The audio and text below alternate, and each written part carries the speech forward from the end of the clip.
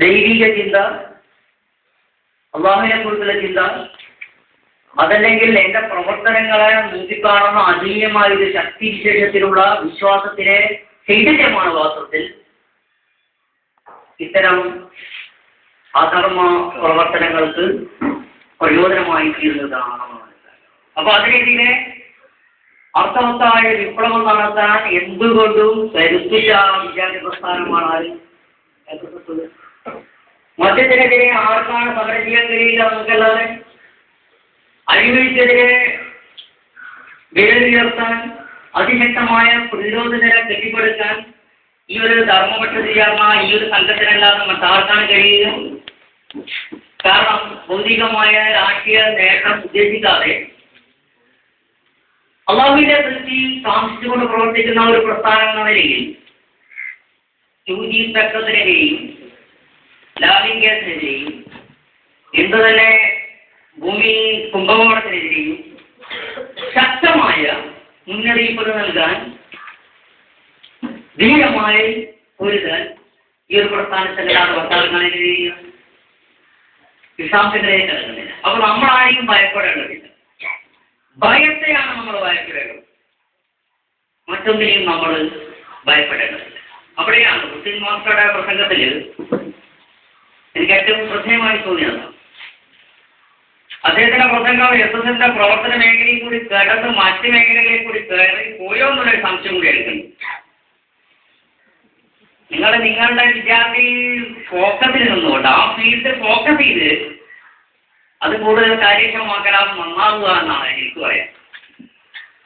വളരെ സന്തോഷം തോന്നി. മിഞ്ഞാന്നത്തൊക്കെ നിങ്ങൾക്ക് ഇറക്കിയ എസ്എസ്എഫിന്റെ എൻഡോസൾഫാനെതിരെയുള്ള ക്യാമ്പയിനും അതിന്റെ കോസ്റ്റും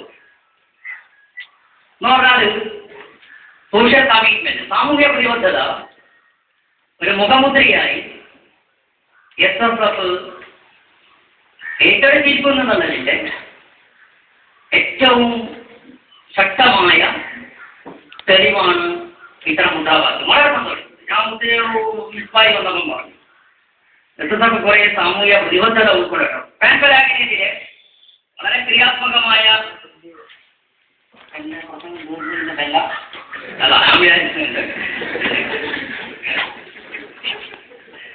പിന്നെ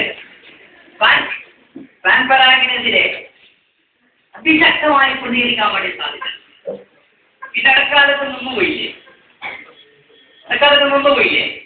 ഇപ്പോൾ എൻഡോസൾഫാനെതിരെ ഇതുപോലുള്ള ഒരുപാട് ഇഷ്യൂസ് ഉണ്ട്. സമകാലീന പ്രശ്നങ്ങളോട് നമ്മൾ പ്രതികരിക്കുകയും നമ്മുടെ സമൂഹത്തിലെ നമ്മുടെ സ്വന്തം കുട്ടികൾ, വിദ്യാർത്ഥികൾ എവിടെ നിൽക്കുന്നു എന്നതിനെക്കുറിച്ചുള്ള ഒരു അന്വേഷണം കൂടി നടത്താൻ നമ്മൾ സമയം കണ്ടെത്തും. നമ്മുടെ പ്രവർത്തന കാലഘട്ടത്തിൽ നമുക്ക് വേണ്ടത്രൊന്നും പ്രവർത്തിക്കാൻ വേണ്ടി കഴിയും. ആള് കുറവായിരുന്നു, വിഭവശേഷി വളരെ കുറവായിരുന്നു, ആളും അർത്ഥം വളരെ കുറവായിരുന്നു. പക്ഷെ എന്തോ ഇപ്പൊ യോഗത്തെ പോകേണ്ട തീയൊന്നുണ്ടാണ്, അന്നൊന്നും ഉണ്ടായിട്ടില്ല കേട്ടോ. തീയുള്ള പരിപാടിയില്ല, തീയെ പോയിട്ട് തീയിലുള്ള ചായ പോലില്ല. എന്നിട്ടല്ലേ നമ്മളൊക്കെ പഠിക്കുന്ന സമയത്ത് നാലിക്ക് എന്റെ ഉമ്മ തരുന്ന ഉച്ചക്ക് ചായ കുടിക്കാനേ പോയിട്ടുള്ളൂ. പട്ടിണി കണക്കിനെ പഠിച്ചതാ കുറെ കാലം. ഉമ്മ അവർക്ക് പുറത്തുണ്ടല്ലേ. പക്ഷെ അതിനുള്ള ക്യാഷ് എടുത്തിട്ടാണ് നമ്മളെ മീറ്റിങ്ങിലൊക്കെ പോകും. അന്നൊന്ന് തളിപ്പറമ്പിലെത്തി, തളിപ്പറമ്പ് പൂവത്തിന് ബസ് സ്റ്റാൻഡിൽ നിന്ന് പൂവത്ത് വരെ നടന്ന് അവിടെ ഇരിക്കുന്നു. 10 മണിക്ക് പിടിച്ച യോഗം കൃത്യം 2.5 മണിക്ക് തുടങ്ങും. അങ്ങനെയൊക്കെ ഉണ്ടായിരുന്നു. നമ്മൾ ശാസ്ത്രമാക്കാൻ വന്നിട്ടും സമയത്തിന്റെ കാര്യത്തിൽ ശാസ്ത്രീയമാക്കാൻ കുറെ കാലം കഴിഞ്ഞിട്ട് അതെല്ലാം വിചാരിക്കണം. എന്തോ ഇപ്പോഴും അങ്ങനെ ഇത് കുറച്ച് ലേറ്റായപ്പോൾ ഞാൻ സാധനം പിടിച്ചത്. കാരണം കാര്യങ്ങളൊക്കെ വളരെ ശാസ്ത്രീയമായി തോന്നുന്നുണ്ട്. നിങ്ങളുടെ ഷെഡ്യൂളിൽ വല്ല തിരക്കാരും വരുമോ? കാരണം എന്നോട് 12 എത്താൻ പറഞ്ഞതാണ്. അപ്പോൾ 10 മണിക്ക് ബസ്സിൽ കയറി കണ്ടക്ടറോട് ചോദിക്കുമ്പോൾ 1 മണിക്കൂർ തിരിഞ്ഞ് ഓടണം. 1 മണിക്കൂർ എന്താണ് ലേറ്റാ? വീടെത്തി ഔട്ടും പറയണ്ടെങ്കിൽ ഞാൻ പിന്നെ തിരിച്ചോട്ടെ. എന്നാൽ ആദ്യം മടങ്ങാൻ ചോദിച്ചില്ല, ഞാൻ പോകുന്നു. അപ്പോ സമയത്തിന്റെ കാര്യത്തിൽ അങ്ങനെ ഒരു നിഷ്ഠത പാലിക്കാൻ അന്നൊന്നും സാധിച്ചില്ല. കുറെ കാരണങ്ങളുണ്ട്. അതിലൊക്കെ കുറെ മാറ്റങ്ങളൊക്കെ വന്നിട്ടാവുന്നത്. ഇസ്ലാമിലുള്ള പ്രവർത്തകരുണ്ടായി,